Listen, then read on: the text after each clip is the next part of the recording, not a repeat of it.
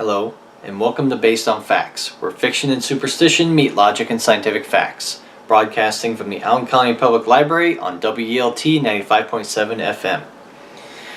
This week, we're going to be discussing aggression on social media. My name is Chris Rex, and the first thing I'd kind of like to talk about is how this electronic aggression has been seemingly becoming more popular lately. Electronic aggression is a special term used by the CDC to kind of define anything that seems to be some form of internet bullying or harassment. So we're kind of looking at this whole trend that we've been seeing, where people seem much more apt to be aggressive online as opposed to offline. Okay, they may appear very passive in person, but when provided with the same situation, when faced with the same situation online, then all of a sudden they seem to be very, very aggressive towards the situation. And so we're going to kind of analyze that and see how or why this is happening in modern society, like for instance here in the US. Now, the thing that we've kind of noticed as far as electronic aggression is concerned is that the people that are victims of this kind of thing online also tend to be victims offline, which is another way of saying that if you have a bully that kind of bullies you online and then ends up saying, well, hey, I'm going to come by your house and beat you up, funny enough, sometimes they actually do that. They actually come to you in person and beat you up. And so that's why we see this kind of correlation occurring between what's said online and what's done done in person, I should say. Now, the other thing that's kind of interesting is that we're seeing a correlation there, but it's not as straightforward as we would expect. Okay, because people are much more willing to say things online, and much less willing to actually do them in person.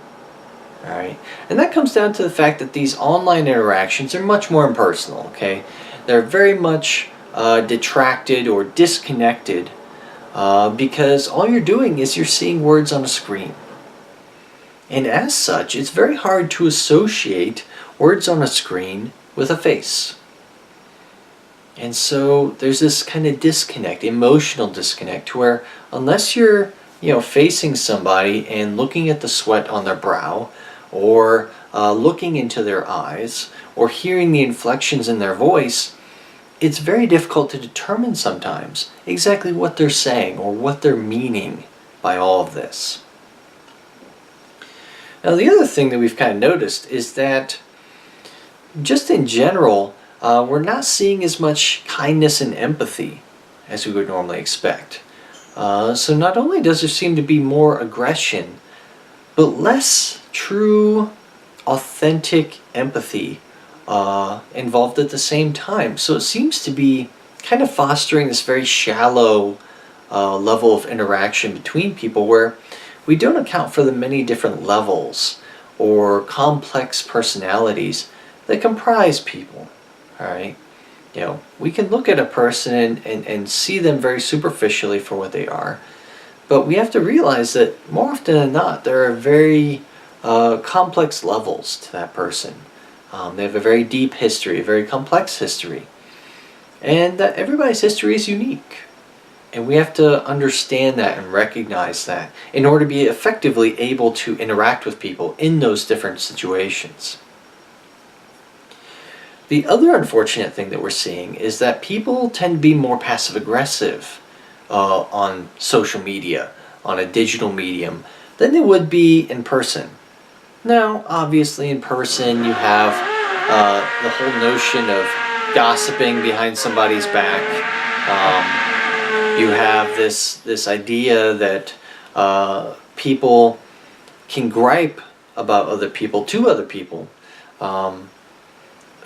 in a way that is not necessarily nice, but isn't necessarily directly taking that issue to that person's face. Okay, so let's say you're on Facebook and you make a post about, hey, today I had to pick up after Mr. slacky pants because look at that, he once again didn't do his entire job, and so I had to spend time during my shift picking up after his slackiness. And look at that, I get yelled at for not performing as well as I was expected to perform, when clearly Mr. Slacky Pants never got griped at. And that's unfair, and that's stupid. And you're absolutely right. Absolutely right. It's just the issue is that what we're seeing this put up on, a public wall, so to speak, where that person who you're talking about can eventually find out whether he or she actually sees it themselves, or whether one of your other coworkers that you're also friends with on Facebook, or your boss, who you're also friends with on Facebook, also sees that. Okay, and so we have this kind of situation where it's a chain reaction, so to speak, where we can get word around to the people that these different posts are about. And really all that does is that further spurs aggression and resentment, and really just furthers hostility in the workplace. And that's really unfortunate. We would really like to not see that. It'd be much preferred to just deal with things directly, deal with things in person. That way there aren't any confusions along the way. Okay, any misinterpretations or misunderstandings, and that way we can just deal with the problem and that be the end of it. Whereas usually when these sorts of situations start blowing out of control with some sort of passive aggressive move being made and then counter moves and responses, we normally end up with the unfriending and blocking of several people, with an effort to try to remediate that. And that's really unfortunate. It doesn't have to go that route.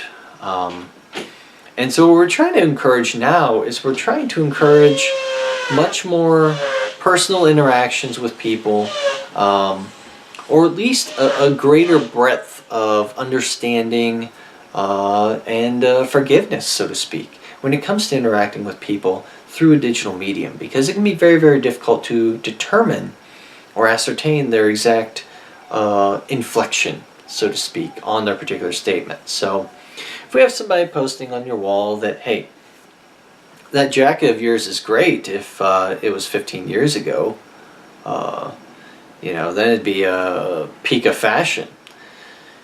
And how you choose to respond to that statement entirely depends upon you. Right? Do you go out of your way to start running insult after insult after insult on this person and be like, hey, who are you to judge me? What kind of, background do you have in fashion? Who do you think you are? You want to come and judge me on my fashion? You can come and check out my closet at my house. I'll have the bat ready for you at the door. It's just like, that was completely unnecessary. Okay? Did not have to respond in that way. Okay? You didn't have to threaten them with violence with the baseball bat. You didn't have to sit there and invite them to your house to check out every piece of your closet. And you didn't have to start throwing personal insults at them. Okay? That just was completely unnecessary. Offering some sort of response that's more neutral or more positive definitely gets you much farther. Okay, and this is a skill I myself am still trying to work on. Believe me, I'm not up here trying to say that I'm flawless by any means on social media, but we definitely see a point where stopping to think about how you're going to respond and the possible responses to that response can really start giving us rewards in the long run. And that's where it comes down to this notion that Facebook and social media is kind of providing this option for people to engage in a lot of shallow friendships. Okay, we're seeing that a lot more in a number of people that value their friend count rather their friend quality. Okay, friend count is one thing, goes up and down every day. It's like stock market. But friend quality, if you have a few people that will always be there to have your back, or at least give some sort of sense of reason to any kind of situation, those are going to be much more valuable in the long run for you than the people that are like, oh, well, I'm only going to be there with you so long as you believe in the exact same things that I believe in. So long as you're saying the exact same things that I say. And that's not really the way to look at life. If you're only going to be around people who are exactly like you, you're going to find yourself very lonely at the end of the day. Because if they're not exactly like you, guess what? Then they're probably lying to you about something. Well, there's probably something eventually that you're going to find that you don't agree on. And then one or the other is going to unfriend and block the other. Okay? That's not a way to look at life at all. Life is about differences. Life is about seeing different perspectives and trying to get fresh ideas on where you should go in your life, what kinds of thoughts and behaviors you should be doing, as well as what's best for the overall picture. And those sorts of things need to be taken in consideration. And it's hard to do that when you surround yourself by people who are exactly like you. Okay? And I know I try to branch out every now and then, try to get involved with different circles that I'm not usually involved with. But unfortunately, it always seems to kind of self-manage to get to a point where most of the people I'm interacting with are very much like me. And that's because a lot of people who don't necessarily agree with me end up unfriending me or blocking me. And that's just, it doesn't have to be that way. That's very, very unfortunate. And so when we look at kind of these tendencies that are happening on social media, we can look to some primary research papers. For instance, there's a 2012 paper done by Nadkarni and Hoffman called Why Do People Use Facebook? And in that paper, it's actually a pretty nice paper. They review a whole lot of literature on the topic, and it comes to some pretty broad conclusions regarding a lot of Facebook users. Okay, and we see that Facebook has become kind of this safe haven almost for people with narcissistic personality disorders. Now, generally when you hear narcissism, you think of something that's more just a trait that everybody has, just to varying degrees. And you're correct. I absolutely agree with you. But there are definitely some people that are really narcissistic. And so in those cases, we call that an actual personality disorder. As such, more people that have that disorder are able to basically wield their disorder in a way that is rewarding for them personally. Because part of that whole disorder is that they want to value their selves, essentially, and they want things around that help them value themselves, or help give some sort of reinforcement for themselves. And that's where we come to the shallow friendships. Having a lot of friends. That's definitely something that these people tend to do. They tend to have more friends than other average people. They also tend to more regularly update their status on Facebook and their profile picture on Facebook. They also tend to tag themselves in more stuff, just showing how much stuff they're doing or how many things they're a part of. And it's basically kind of this notion that I am awesome and you need to recognize and respect me for that. That's kind of what we're getting at. And you see that a lot on Facebook nowadays. A lot of people taking that kind of stance. I mean, the whole notion behind the selfie, that's narcissism. That's exactly the Greek myth behind Narcissus. That's what we're talking about. Okay, the whole notion of the selfie and the selfie stick, this is all about you. Me personally, not to say that I'm better by any means, but me personally, I love taking pictures of other things. Okay, everything around me I consider to be beautiful. Okay, and so I love taking pictures of those beautiful things. I'm not normally in the picture unless I hand the camera to somebody else and have them take a picture of me with the other people I'm around or the surroundings I'm around. But more often than not, I'm not in the picture. I would calculate probably a rate of 0.01% of my pictures have me in them, because I take hundreds of thousands of pictures. Not even remotely kidding. But most of those pictures are of the environment, other people, things of that nature. Because I don't need to see pictures of myself. I know what I look like. But it's this whole notion that increasingly we're seeing this really common among the younger generation. Right, a lot of the younger people, college-age folk and younger, they're becoming very, very narcissistic in many ways. And so we're starting to see some of these personality characteristics come into play when we're trying to characterize and understand how people behave on Facebook and why they behave in that way. Now, along the way, we can also make some other trends with a number of these more narcissistic personalities. We can see people not only responding more aggressively to derogatory comments on social media and such, like what I just mentioned, but these people also tend to have some sort of sense of deserving respect and a willingness to manipulate and take advantage of others. And that's where I start to have issue with that. Okay, if you're reaching a point where you feel like you need to take advantage of others and manipulate other people, that's where we're going to start conflicting, because I feel that it's very underhanded, that is very very dark, just in motivation. Like, why don't you want to just help other people and help bring them up and build them up to the potential that they can become? I see that as a much more rewarding process. But unfortunately, those with narcissism tend to think about themselves, how to build themselves up. And unfortunately, sometimes that involves bringing others down at the same time. I hate that. That's really disgusting to me in a number of ways.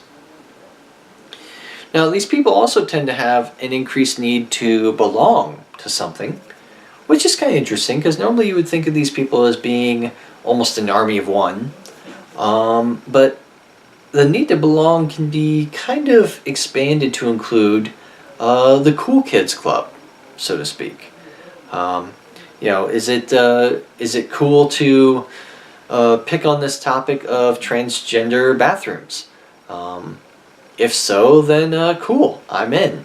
If it's cool to make fun of people who don't necessarily qualify as a male or female, then cool, I'm in. I'll go up to them and make fun of them to their face. I'll challenge people as they walk into the bathroom if I question their sex.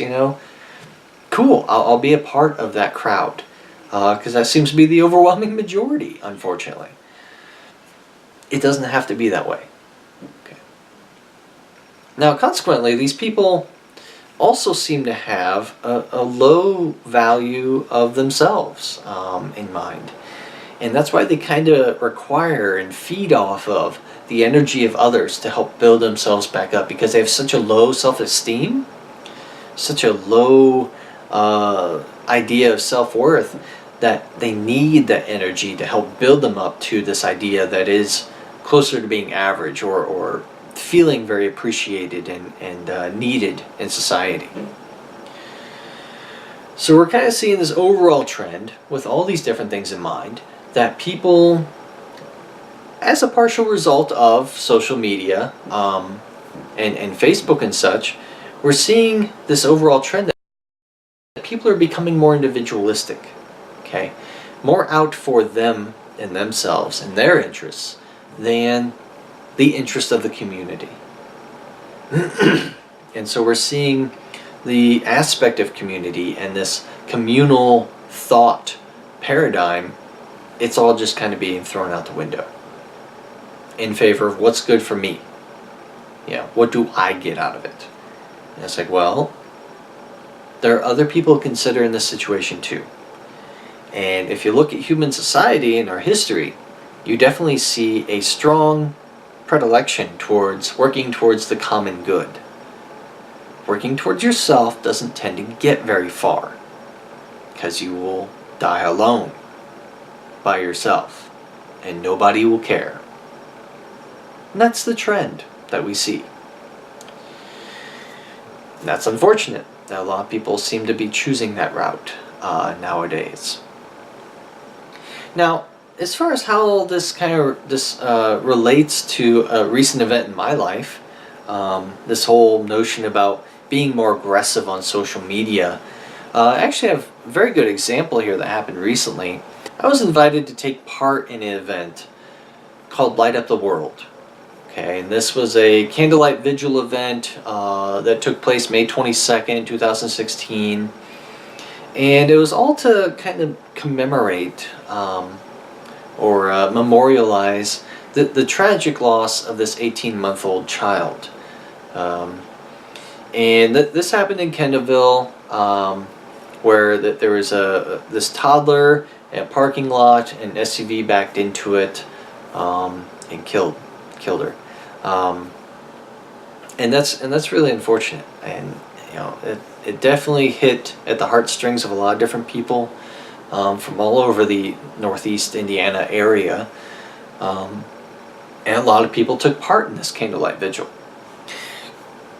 Now, the interesting thing is when I was requested to take part in this vigil, I looked at the information on the page for the vigil, and really all it said was that this child was in a horrible accident, and that it consequently died. And I really didn't see any details anywhere else on there that explained what happened. So I was kind of confused as to how I could really, as a human being, not ask questions about this incident, because literally there was no information on there. It was just like, hey, a kid died, let's do a candlelight vigil for it. And I have issue with that. I have issue just doing something on very, very limited information. And so my innate curiosity took over, and I decided to post on this page, just straightforward, just, hey, do we know anything more about this event? Being respectful, just asking for more information about this whole incident that occurred. And the response that I got back was very unexpected. I was very put off by the whole thing, just because of the fact that I was asking a question. I'm like, hey, I really don't know anything about this. Does anybody have more information? And at first, I really wasn't getting any information. At first, people were just like, hey, yeah, here's the information. You need to light a candle to commemorate this child's death. I'm like, all right, that's cool. Is there any more information? They're like, what do you mean more information? Why do you need more information? What? Why do I need more information? Because there's no information on there. The child died. That tells me nothing. Why do I need more information? Because I'm curious. Come on. Goodness gracious. Is that really so bad? And somebody's finally, like, after 5 comments later on Facebook, this person is finally like, hey, here's the news article to this whole situation. I'm like, all right, cool, great, I'll finally get some answers. So I read the news article. This news article just says, hey, a toddler ran between parked cars in a parking lot and got ran over by an SUV. I'm like, all right, that's certainly more information. But why is there really not any more information than that on there? Like, what's the context? What was the child doing? What was the mother doing? Were there other people around other than the mother and the SUV driver and the toddler? Like, what happened? Was there loud sound? Did it scare the child? Did it run off? What happened to cause this tragic event? And I was surprisingly met with like this giant force, this whole army of people that were just coming at me and with daggers and just going straight for my eyeballs. They were just going in for the kill. It was crazy. I have never seen such a hostile response before for asking a simple question. It blew me away. I couldn't believe it. Instead of being answered, I was given questions. Okay? I was berated. I was insulted. Alright? And so I would sit there and try to justify my curiosity. Like, man, I feel like I need to know what happened before I feel motivated to do a candlelight vigil for something. I'm sorry. I just feel like I need to know more about it. Because it's hard for me to get up the motivation to do something, admittedly, unless I understand fully what I'm doing. But apparently the other thousands of people that were invited to this event took that very insultingly. Okay, that I was somehow daring to question why we should do this, because apparently just morally we should be obligated to do these sorts of things. To go about these events and have a candlelight vigil to celebrate this toddler's life, although brief it was, and to give the mother some level of support for this horrible accident. And I'm sorry, I was having issue with that. The other issue that I had was that I was also being frequently told that I don't understand what the mother's going through because I don't have a child. Well, okay. Even if that was the case, what would that have to do with me asking a question about how this happened?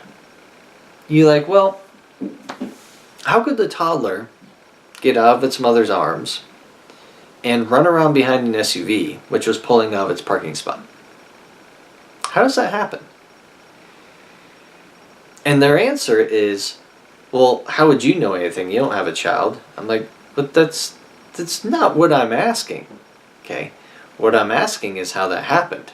Like, well, you just wouldn't understand because you're not a parent and you don't have a child and you don't understand that bond between a mother and a child. And I'm like, okay, well, all that's great, but how did this happen? And at no point was I given an answer. And it absolutely blew my mind because it actually got to a point where literally 60 minutes had passed since I had first posed my question. And I had gotten about 70 comments on Facebook in that time. Most of them resoundingly negative, okay? Accusing me of being a jerk, and many much more colorful words. These people were just going right for the jugular here, all right? They were sitting here and being like, what right do you have to ask questions about this? You don't know the family. You don't know how much the mother's been through. How dare you ask questions? How dare you put this family through more grief? I'm like, dude, I am not trying to do any of that at all.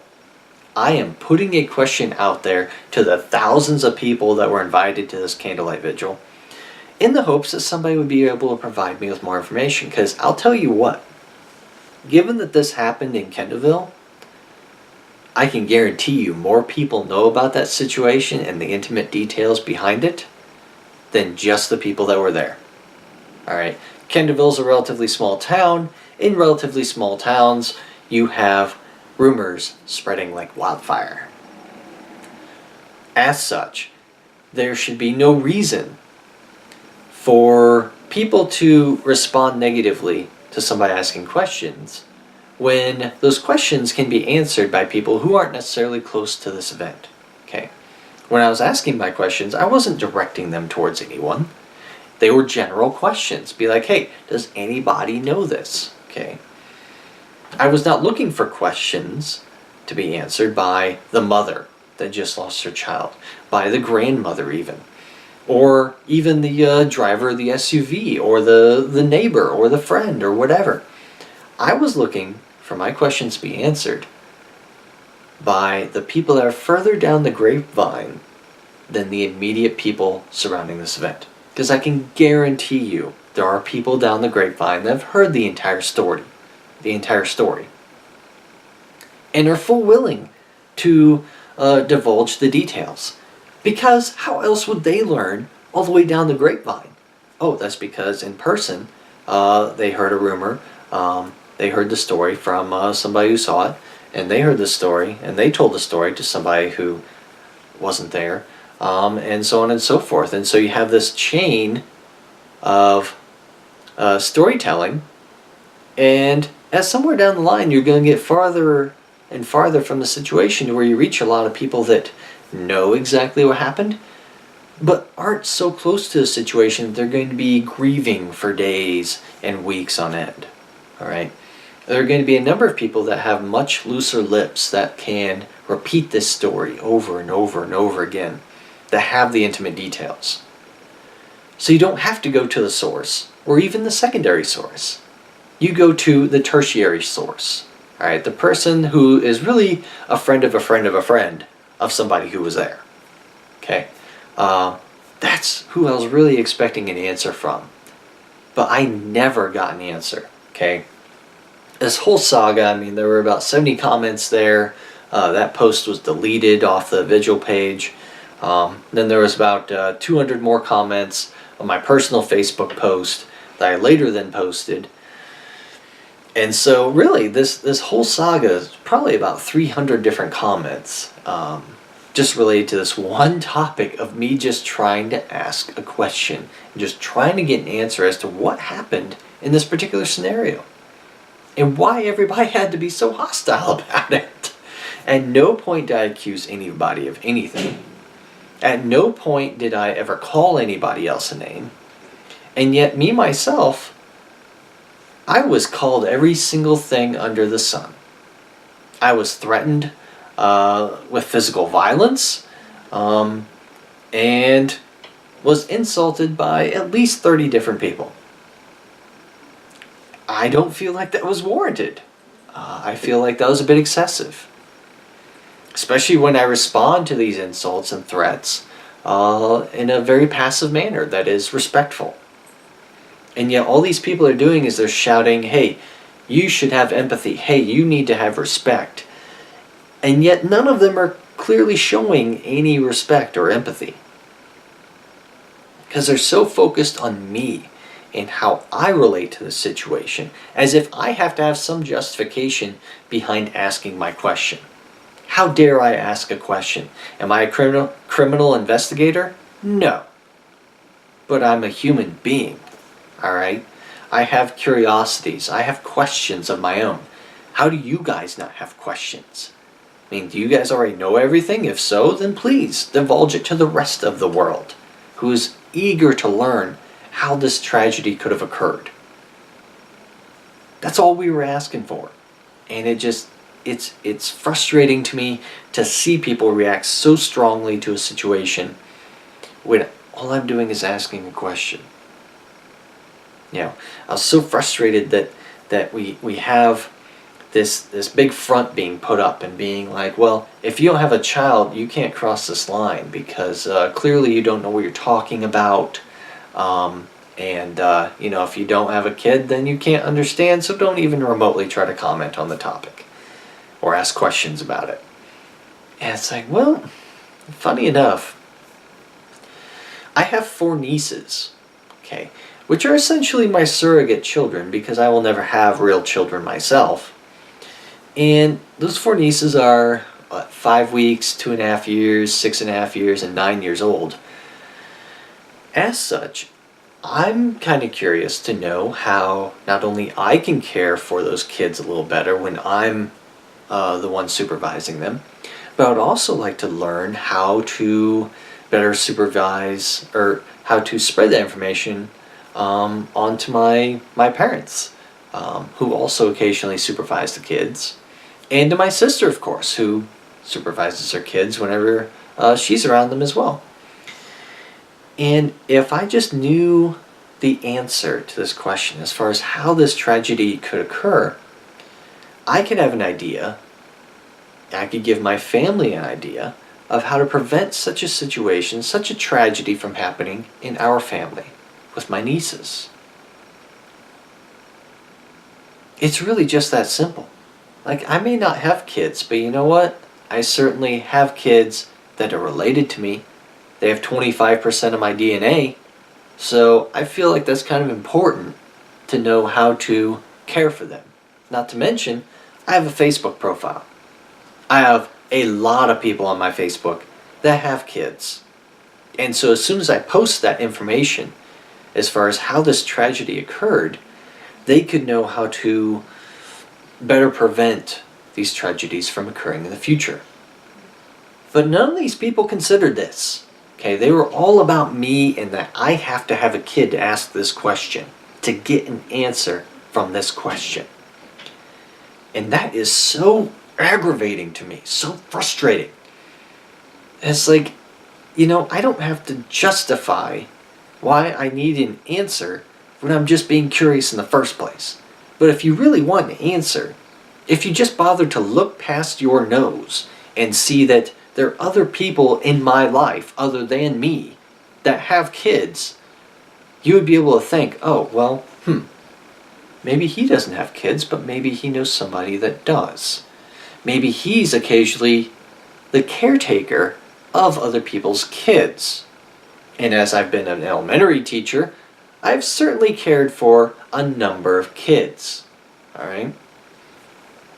So it's so aggravating to me to see that kind of hostile reaction to a question that was so simple in the first place. And being accused of being a person that's disrespectful, having no empathy, that kind of thing, that really bothers me. And it's like, well, honestly, when you look at it biologically speaking, you don't need to have a biological child to understand the feeling that it is when you lose a child. Okay, and we can look at that from perspective of a number of different things, whether we're talking about step parents, or even foster parents. If foster parents have a kid from age 6 months, that kid is their kid. Okay. They consider it to be theirs even though they don't have any genetic relatedness to that child. And they will care for that child and protect it the rest of its life as if it was their own child, biologically speaking. The other issue that I really had was when some of these women that were confronting me and attacking me would sit here and try to go on a tirade as if you have to go through the process of birth to really form a strong bond with your child. Okay? Which is to say that you have to be a mother to really understand the bond between a mother and a child.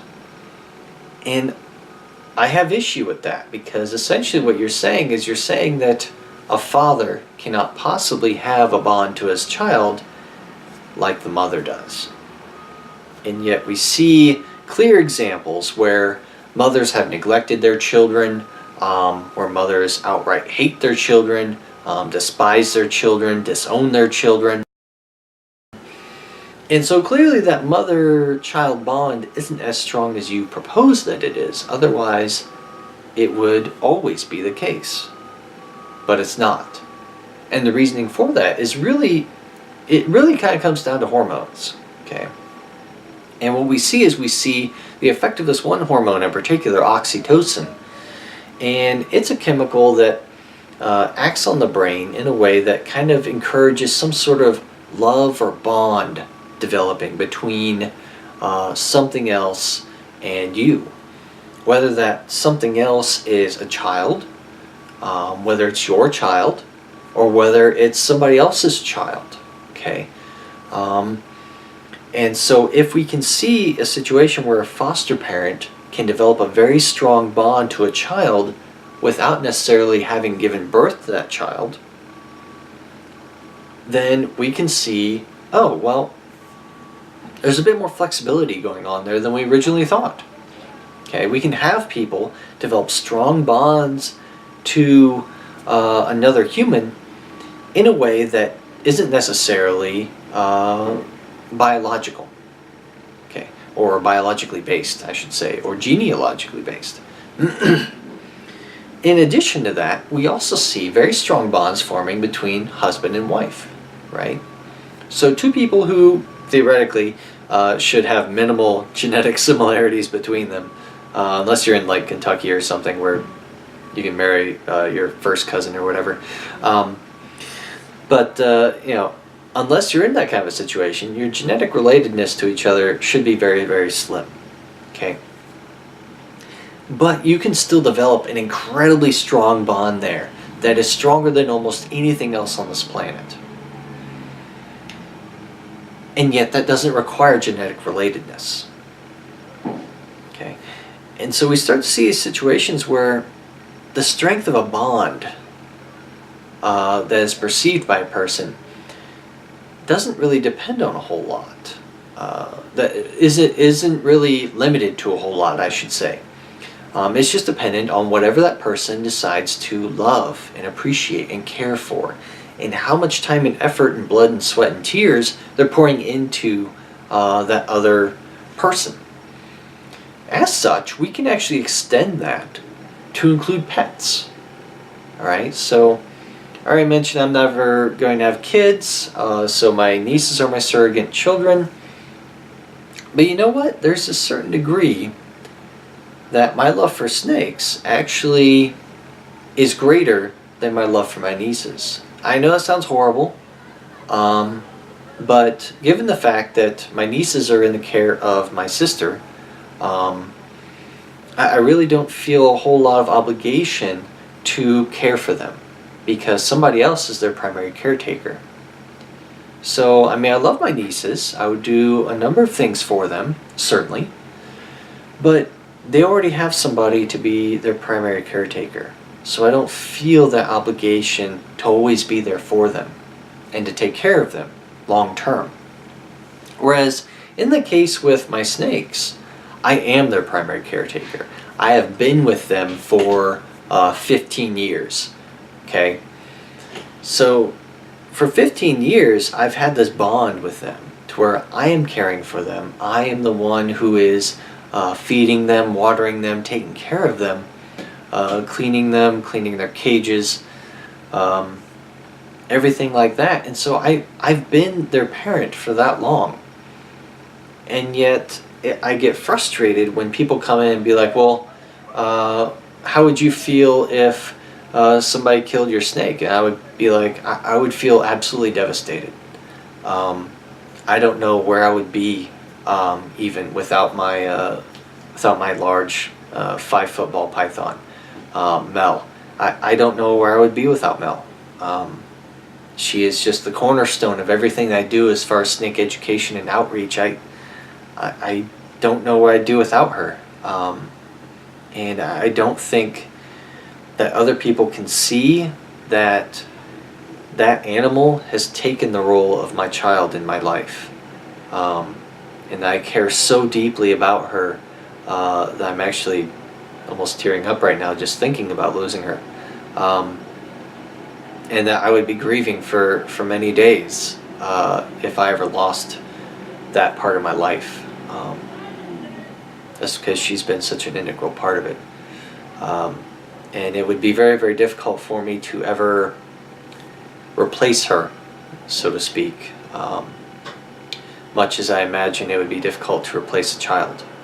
And it's very insulting to me when people come up to me and say, well, hey, I just went out into my backyard and cut up a snake. Are you sure it wasn't yours? Because clearly,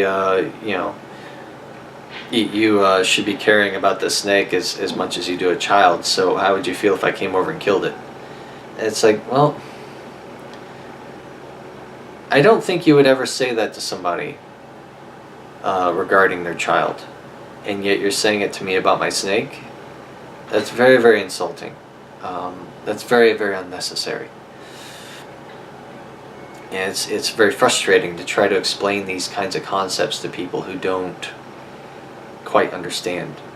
And understand that love and connection and that bond is not something that has to be genetically related or even the same species. Okay, that you can extend that level of care and love and appreciation to another organism that is completely different. It's hard to get much different than snakes from humans, but there it is, and that's just, it's one of those things that really frustrates me. Is when they sit here and ask me to show empathy and to show respect, and they are sitting here clearly not showing empathy or respect for me and my feelings and the feelings of those in my family.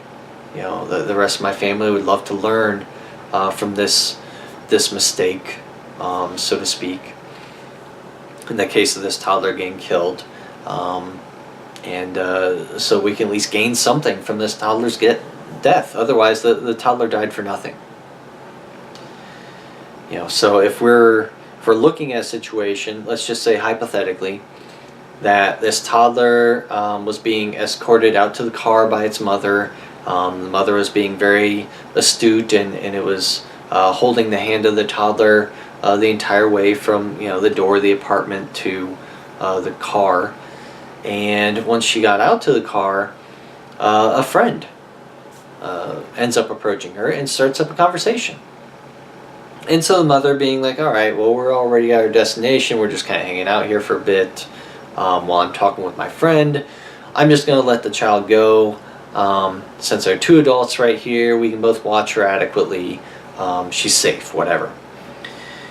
And in this hypothetical situation, that toddler kind of takes advantage of being free, so to speak, and decides to run off behind the nearby SUV. Nearby SUV is pulling out at the time, ends up running over the child and not realizing it. Okay, this SUV driver was okay. As far as the hypothetical situation, that's just something I kind of proposed there. But in real life, what we observed was that the SUV driver was not intoxicated by any means, and that they were found not to be at fault. Okay. Now, it was not listed in the news articles that the mother was absolved of any fault. Not saying that has to be her fault by any means, but that certainly doesn't seem to be thrown out at the point of time that the article was published. And so there's that little bit of nagging question as far as exactly what happened and how it happened in reality. And if we look at our hypothetical scenario, if that was indeed what happened, which we don't know, we would see a lapse in judgment on the mother's part to let go of the child. But we have to realize that the reason why she would have done that is because she felt like having two adults around was sufficient to watch the child and make it safe. Unfortunately, in this hypothetical scenario, that didn't work out so well, and so the child ran off behind the SUV. Now, we also can involve the SUV driver in this hypothetical scenario, saying that, well, if the SUV driver had been more aware of their surroundings, to know that there was a mother and a child nearby, perhaps they would have been a little bit more cautious when backing out. Whether it be backing out a little slower, looking around a little bit more astutely and making sure that nobody was there when she backed out, things of that nature. So there are a number of different lessons that we can garner just from this one hypothetical scenario, to where we can look at situational awareness. If a mother knows that there's a car nearby that's starting up and getting ready to pull out, well, you know what? Grab a hold of your kid. Make sure that they don't run off from you and get hit by the car. Maybe a little bit more awareness on the part of the mother and the friend, just to keep that child within sight and make sure that it doesn't bolt off to somewhere unknown. So we can see a few different lessons being learned here from this hypothetical scenario. But even through all that, we can determine that really the mother isn't at fault for gross negligence, okay, in this particular fantastical scenario. You know, she had a lapse in judgment, made a bad call, let go of the child's hand because she felt it was safe. And you know what? That happens. Lapses in judgment happen. And I'm not saying that anybody needs to be hanged or, criminal charges pressed for this particular hypothetical scenario, because honestly, it's just a few random bad calls, essentially. And yeah, that certainly resulted in the toddler's death, but I don't see there being a gross negligence kind of situation going on that would warrant actual criminal charges. Now, as far as what happened in real life behind the situation, we have no idea because nobody's divulging anything. So we really don't have an idea of what's going on there. But it's just, it begs the question, is the mother guilty of some sort of negligence? Because if that's the case, then certainly criminal charges will have to be pressed eventually. But that's the thing, we don't even know that much. We're not being permitted to know that much because everybody's acting so hostilely to this whole situation. And that's what starts to nag in the back of my mind, being like, well, if everybody's acting so aggressively to the situation, maybe they're trying to cover something up. I hate to say that because it really frustrates me when people go on conspiracy theories and just see these types of situations that are very, very similar. But you know what? That's kind of where my mind is going right now. Like, is there this giant conspiracy where the mother's actually at fault? Because everybody that I'm asking isn't giving me answers. They're reacting with a lot of hostility and aggression. And that's typically what you see in conspiracy situations. So is that what's going on here, or is that just an artifact of everybody being so emotionally charged from this situation, that they would sit here and send me private messages and be like, hey man, I would love to come over to your place and beat the crap out of you. I would love to meet up with you sometime and show you what a real man is like. It's like, well, do you really have to take that route? That just seems a bit excessive. And then other people are taking a more passive route, and they're like, hey, that would be great if you could just take down that post and all those comments, because the family doesn't need all this grief. And I'm like, well, I'm not giving the family any grief. I'm not making any accusations. I'm just curious what happened. What happened so we can learn from it so that it doesn't happen again in the future. I'm trying to learn from this situation because I've got young kids in my family that need to be taken care of too. Alright? And apparently nobody's willing to divulge that information. But these people are then going on to say, well, if you don't take down those posts, I'm going to report you to Facebook. And they will take down your post. And I'm like, well, funny enough, Facebook doesn't take down people just because people's posts, because you don't agree with them. Okay, they have to see some sort of violation of Facebook policy, which typically involves some degree of harassment or insults or name calling, curse words, death threats, threats of violence, things of that nature, bullying. And what's funny is that I didn't do any of those things. Okay, that was entirely the people that were posting on my stuff. All these soccer mom types and other random people associated with this situation that were coming onto my page and giving me the threats. Even though I never threatened anyone, I never insulted anyone, I never took any of this personally. I was just asking questions about the situation the entire time. And I didn't get anywhere with that.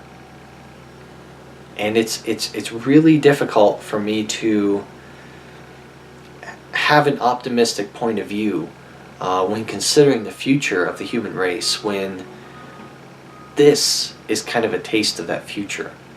I mean, are people really just going to keep going along this trajectory of becoming very, very shallow, very, very aggressive, and things of that nature, for no reason, essentially? Very, very defensive over nothing. Very hostile over nothing. All I was doing was asking a question. And what was unfortunate in this case was that the mother herself was actually tagged by one of the people commenting on my post. And so she got involved as well. And you know what? I didn't intend that at all. That was not my intention. Okay? I was not trying to open a wound and spread salt over it and make it hurt. Okay? I was not trying to do that. I was just trying to ask those people that were not still grieving if they knew anything more, if they could share that information. Because clearly that information's been shared a number of times before. But I guess that was a little much to ask. Just very unfortunate, I think.